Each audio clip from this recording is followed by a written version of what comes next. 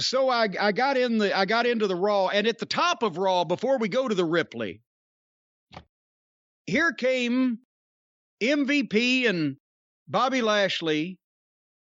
And I thought, okay, I'll watch this for a second. They're doing a promo, and Rollins comes out. Okay, and then here comes Matt Riddle on his scooter wearing a toga. And this was right pretty much near the top of the thing. And at that point, I started skipping ahead because now a guy in a toga has come out, so that it's hopeless. Austin Theory came out, so I stopped it for a second because I wanted to hear if he could talk. Well, he didn't do badly or sillily. He delivered the bad script that they gave him as well as he could, but we still don't know if he can actually talk because he's just saying stupid things and being made to act like a flunky that's accidentally got in this spot rather than they're trying to get him over. But anyway, AJ Styles came out. Now we've got another multi-man match they're talking about with multiple people doing the fake promos that they always do at the start of this program. And finally, here comes yippee-ki-yay, motherfuckers. Yeehaw! None other than Cowboy Brock Ellis. You like that one, you stud? That's the way Cowboy Bob Ellis signed his autographs to not girls, but to young male fans. Good luck, stud. So he was carrying the cowboy gimmick around. Anyway, so Cowboy Brock Ellis comes out, gets in the ring, and immediately hangs his hat and jacket on Austin Theory in the corner like a hat rack. So I wrote, so now everybody knows he's a flunky. But then Austin Theory jumps on Brock's back from behind while Brock is facing Lashley. And Brock fucking just mares him right on over and German suplexes him twice while everybody else bails out of the ring.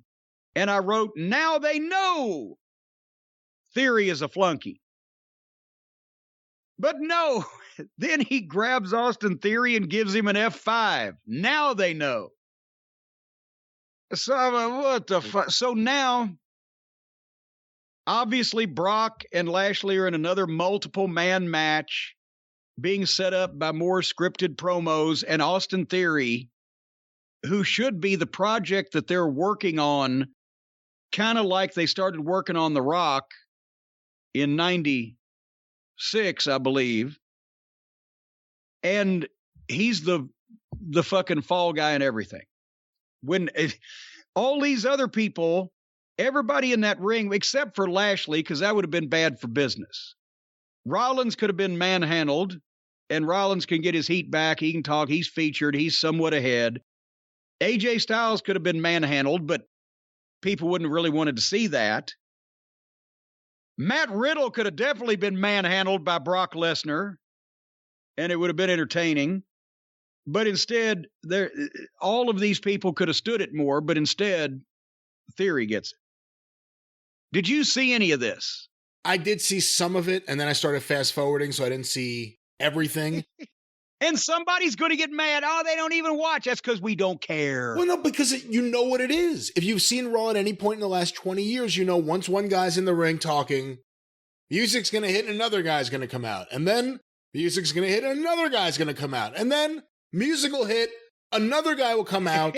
There will be multiple people in the ring just standing there talking at each other. Like you said, reciting things that don't sound natural. You know what this is going to be. I slowed down to watch Brock. With Austin Theory, you can look at this one of two ways.